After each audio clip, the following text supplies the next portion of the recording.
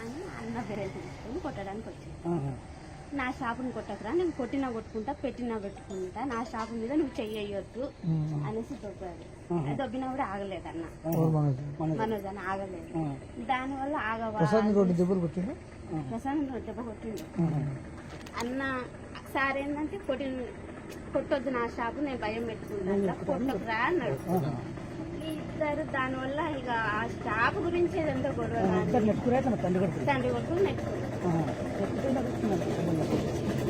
అసలు దెబ్బలు నచ్చలేదు, దెబ్బలు తగ్గలేదు, ట్రై చేసుకున్నారు. దెబ్బలు తగినంత ఇది ఏం పాత ఉన్నాయి, అది ఇది ఒకటేసారి. అన్నదమ్ములకు మంచి బద్దలు ఉన్నాయి. ఏమన్నా మౌనిక మేడం చేసుకోవడం ఇష్టం, ఫస్ట్ నుండి వాళ్ళకి ఇష్టం.